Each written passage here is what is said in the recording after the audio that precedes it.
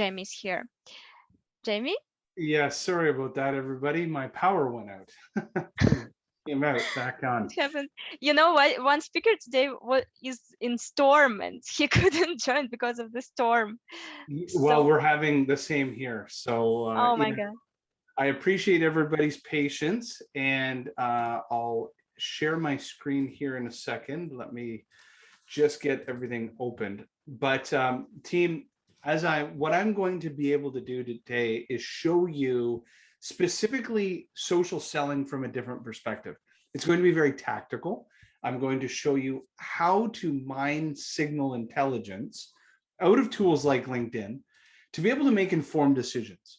And those informed decisions are around the most important piece to prospecting, which is account selection and account prioritization. So let me share my screen, and then we'll dive into, I have a few, I have a few slides as to the why, but really we're going to be spending the vast majority of this presentation looking at how. So can everybody see my screen? I just want to make sure that as the power went out, you can see my screen that says prioritization best practices.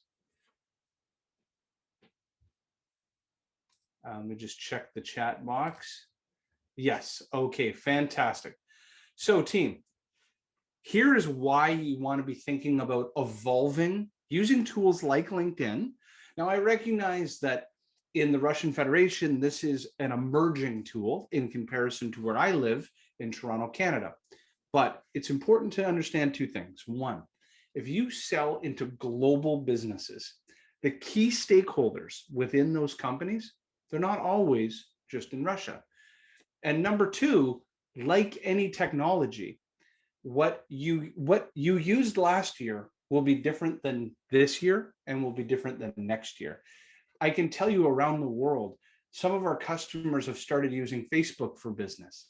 They've started using Zing and WhatsApp and Weibo and WeChat and Line. These are all different tools around the world. Don't be thinking about the tool as the end result. I want you to think process before platform. And if you understand that these processes will be what stays, but the platforms will evolve, you could use these plays time and time again. So why should we evolve? And I just mentioned this, that Gartner has been measuring the percentage of sales professionals that have been making their sales quota since the year 2011. And it used to be that 6 out of 10 sellers would make their sales quota.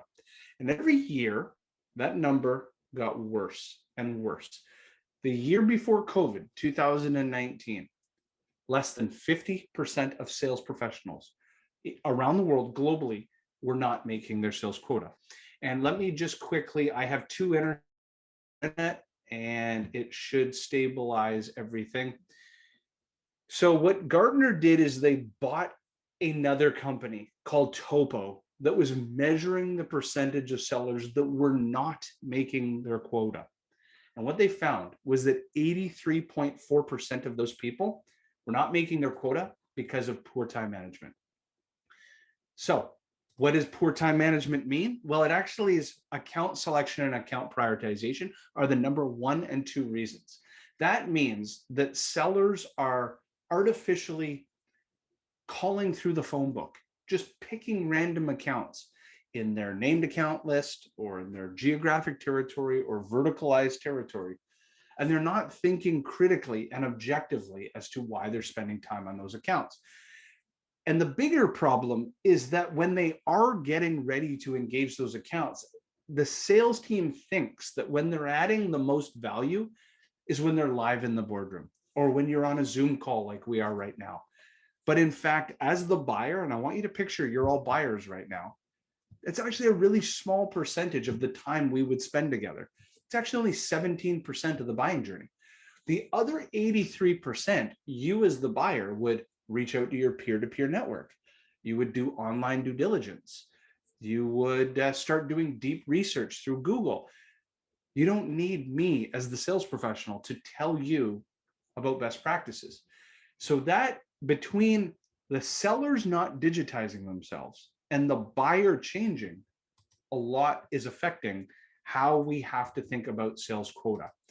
Now, the teams, the customers of ours, we have 500 global customers around the world. The customers that embrace social selling create on average 20% more sales pipeline in 6 to 12 months. Why? And it's because learning new skills and applying those in the market are the ultimate leading indicators to success. And in fact, our customer CA technology for 5 years measured this. And they found that a seller who learned new skills that I'm going to show you on the call today, and they actually applied them in the market, created 55% more pipeline and 38% more revenue than sellers that were stuck in a non-social selling or an analog world. And so with that, why don't we actually dive into best practices? So what is social selling? For everybody on the call, let me define it for you. Whether you like it or not, your customers are going on a journey. They're going to evolve and they're going to learn with or without you.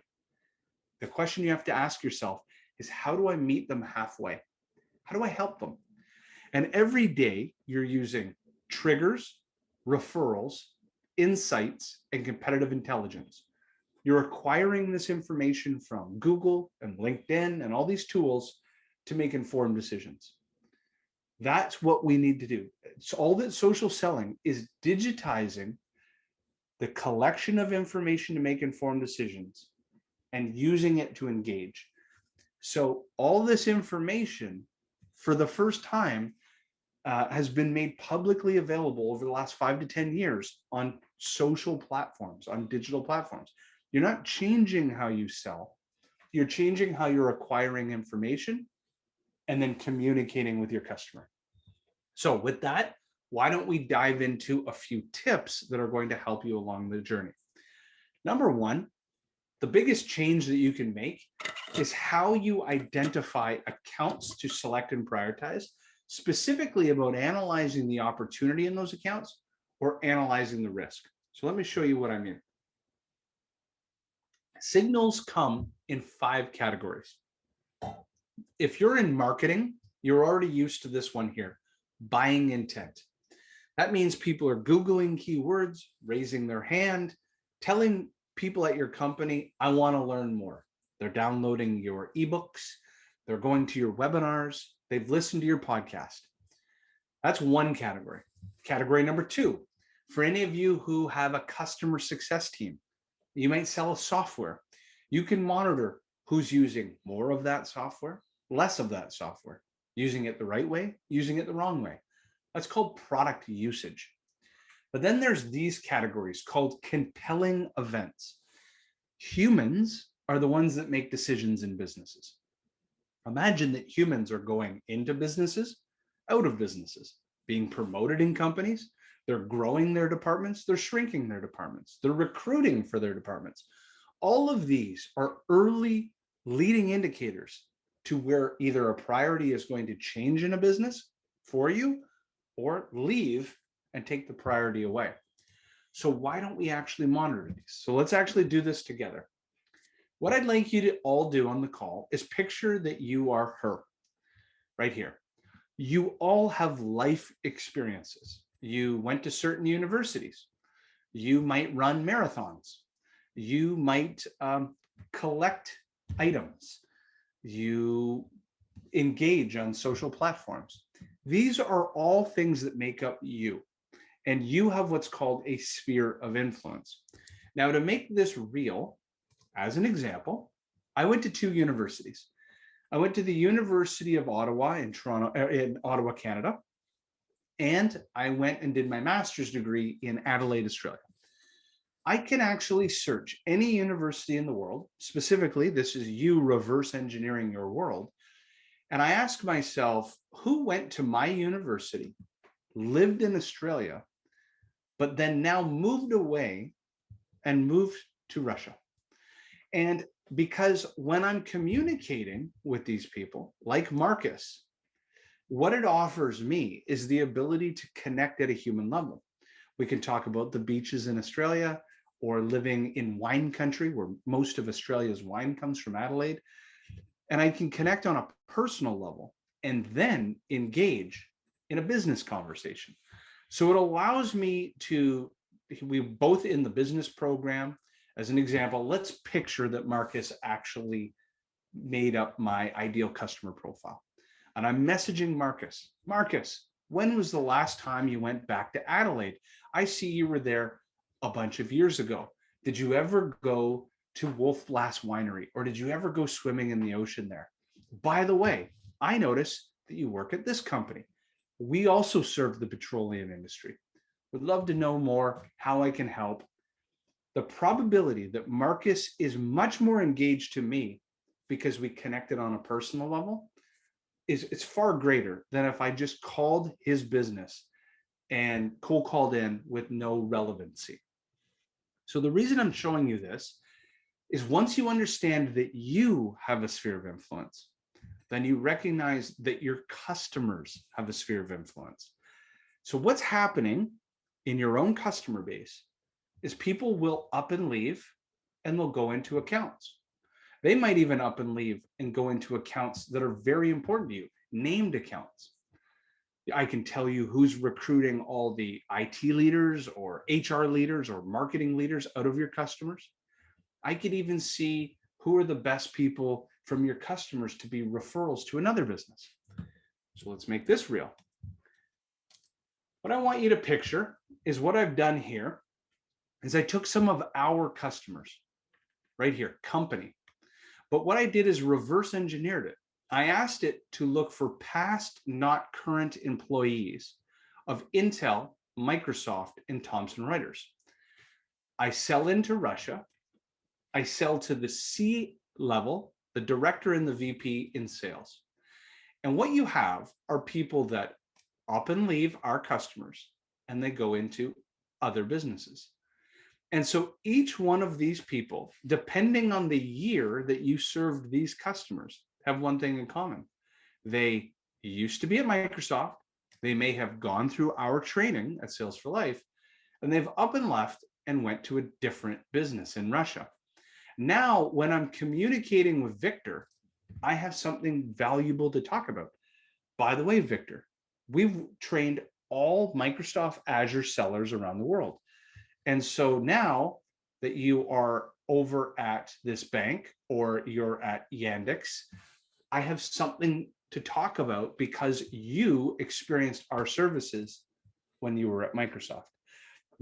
Actually, it's 6 times cheaper and easier to sell to somebody you've already sold to than it is to identify somebody you don't know. So each one of these people, what they have in common is they worked at one of our customers and now they're over at another business in Russia that gives me a reason to reach out. So I'm going to pause and allow anybody to ask any questions before I show more tips.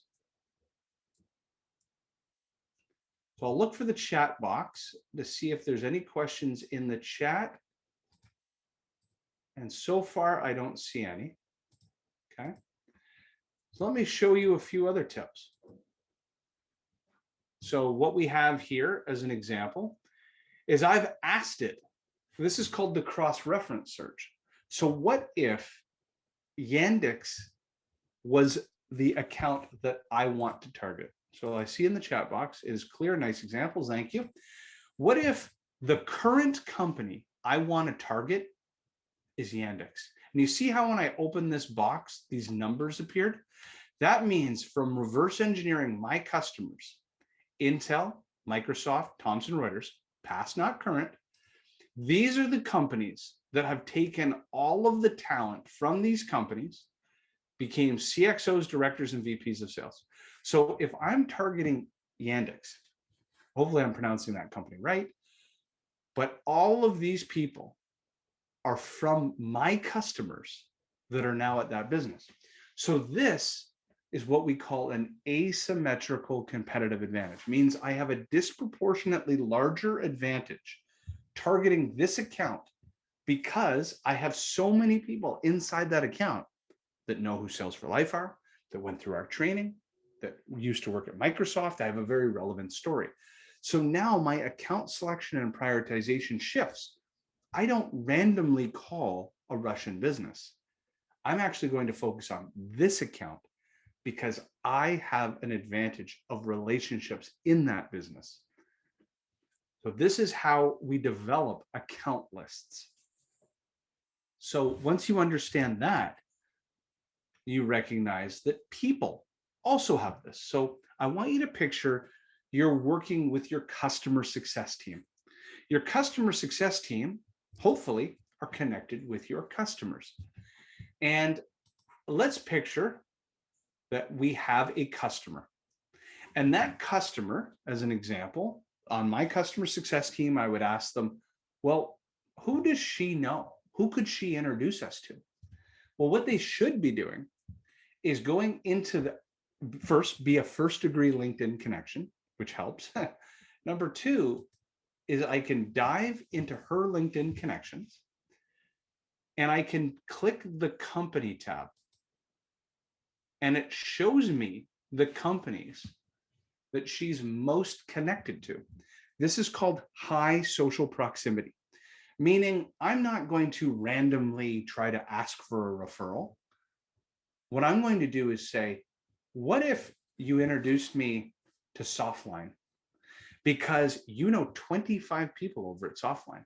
So typically the top 3 or 4 companies on this list, that person used to work there, their friends or their spouse works there, they are a top customer or a competitor, they have deep relationships in that business. And now I know, well, if I'm going after Softline, I have the perfect referral to get me into Softline.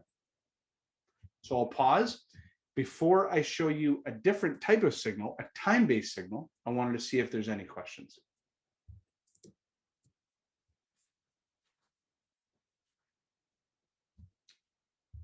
Okay, I don't see any questions, so 2 more tips. The next is a time-based signal. So what I showed you the first time was a relationship-based signal. So we look for our past experiences to dictate where our future goes. But sometimes you don't have relationships.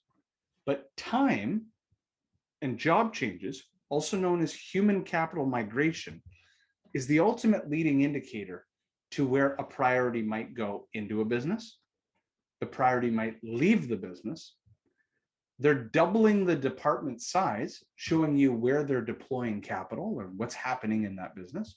Or they just shrank that department in half. They cut the IT department or the marketing department in half, meaning that the CEO's priorities, they probably changed. So how do we, this is one example of how we monitor this. As an example, and you can do most of this in the free version of LinkedIn. I can't recall, my training department usually monitors what's free, what's paid. But in the paid version of LinkedIn, I can monitor people taking jobs in the last 90 days. So what I've started to look for in Russia, global enterprise and global mid-market companies, CXOs who are brand new to their job in the last 90 days. So each one of these executives are brand new to their job. You can see like 1 month, 3 months. What this offers me is a window into people that are most likely to bring in new initiatives. When somebody's new to a business, and if any of you have ever been new in the last 3 to 6 months, you remember you want to shake things up. You want to bring in new people, new process, new technology into your business. These people are more likely to change. So now you can engage these people with new ideas, new products, new services, new initiatives. An excellent way to open up doors. Any questions? There's many time and maturity-based sales plays, but I wanted to show you an example. Monitoring people in your market, in your target market, who are starting new jobs, and engage them early and teach them new things. So imagine that first 100 days on the job. What can I teach you to get ready for your new job or make you better at your new job? So I noticed when I was jumping on the last call, or jumping on the call, I want us to now think about what we've done is collected some great information, but how do I engage our customers in a bold and different way, in a social selling way? This is important because when I jumped on the call, I noticed that you were talking about video and the importance of video. This is the future. This is how communication, and I'm going to show you why and how. But as you're engaging your customers, there are only three things you can control. Think of them as levers or switches, like the power that went out at my house I have for a minute. What we can control in our switches are the stories that we tell, the mediums in which we tell those stories, and the cadence and sequence in which we tell stories. So let me explain that. I can change the story, the moral of the story, the ideas that I'm going to give people. I can change the communication medium. So do I use phone? Do I use email? Do I write them a letter? Do I use LinkedIn, Facebook, Twitter, Instagram? And then cadence means, do I message them today or tomorrow or next Monday? Do I do this 3 times? Do I do this 6 times? You get to choose all of these, but these are your levers of communication. When we dive into medium, I want you to picture, and I was doing this for a customer recently on sponsorship marketing. What I want you to picture is the power of video. Video offers you 3 things that the written word of email doesn't. And we use video on nearly every communication. Why? Because 1, it humanizes you. It makes you appear as a real person. Number 2, it's called synthesize, meaning if I were to try to email you this presentation and write an email about what it's about, it would be so long you would never read it. But what if I shot a 1-minute video that summarized it all? It's much easier to digest. And then number 3 is buying intent. I can track who's opening these videos. So let's make this real. Let's imagine that you wanted to share an idea. So we own 2 companies. I own a company called Sales for Life, training company, and a managed services company called Pipeline Signals. What if I wanted to share this with a prospect? I could always, of course, copy this hyperlink and put it in an email. But what if I thought a little bit differently? We like to use a free tool called Vidyard. And let me just see. Dear participants not having flight access. Okay, so team, I'm going to show you how to make a video. This is a Chrome extension called Vidyard Go Video. Okay, so I'm going to just turn it back on. So what this allows me to do is film in a variety of different ways. 1, I can film like this. I like to use this type of video when I'm introducing myself to a prospect, or I need to follow up on a next step where I don't need to show anything. Or I can go screen and camera. And I love this style because I can, as an example, start it like this and then shrink it and move it and then record it. So let's actually do this.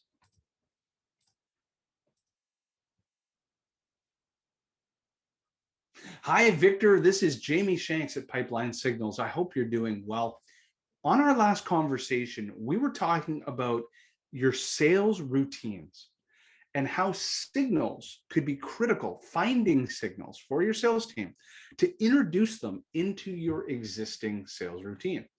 What I'd recommend is I would check out this section here, and you can see this section here of identifying and understanding a signal is so critical and part of your daily routine. As you're doing that, what I want you to think about is thinking about looking at this particular ebook. What it's going to show you are the different types of signals you should be mining and how to mine them themselves. So as per our conversation next week, I highly recommend check out this book, and it will really help you think through signal intelligence. So I'm going to stop sharing here for a second and give this a second to render, because this video recorded everything I did with my screen. Hi, Victor. This is Jamie Shanks at Pipeline Signals. I hope you're doing well. About and how Signal use them into recommend. You can see it shows me scrolling. Check out this section here, and you can see it allows me to name this. It allows me to animate the thumbnail, but most importantly, it allows me to embed this into my email. So I can write any email that I want. It's free and available. Chrome extension. You can add to Microsoft Exchange emails, Gmail emails. You can see all these videos that we make. I just click and I can embed it directly into the email. I can then write my email to anybody I want. And the read and response rate is 5 to 10 times higher than if I were to write a generic email. This is an incredible, simple way of taking all the things that you've just gathered from tools like LinkedIn and make them real in a social selling world. So team, with that, I know it's the top of the hour for you. I hope that this was of value, and thank you so much. And your strategy, do you tend to pitch people right away, or do you, this is a question from the crowd. In your strategy, do you tend to pitch people right away, or do you start with small talk and showing interest in the account field? What I typically do is try to find a way to humanize myself. I don't typically pitch right away. I try to find a common sphere of influence, and then I bring it from personal to business. I'm trying to sell myself as a human being first, and then move it to a business conversation. Oh, thank you so much, Jamie. It's amazing, especially follow-ups with the videos. I think it's something. Yeah, thank you for that. And may I ask you one last question? This is about Canada's leads. For example, many of our participants, they would like to enter new markets, and you live in Canada. Maybe you have some tips and tricks about how to approach Canada's potential customers, maybe how to do it better, more official or informal, or maybe some other tips and tricks. What do you think? I think the most important thing for everybody to remember are that people buy from people. People buy from people they like and trust, and people like and trust people like themselves. So I know that that was a mouthful, but what that really means is that people resonate with people that look, feel, act like themselves. So the more that you can relate to somebody, and that's why the power of video. I use video to introduce myself to people I don't know, to show them that I'm a real human being, like I'm real. And so people will gravitate to the humanization of that and then want to talk further. So the more that each of you don't feel like a robot on social platforms and feel like a human being, that's who people want to deal with. Yeah, thank you so much. Thank you. So I think this is it for your presentation. Thank you so much. It's very valuable for us.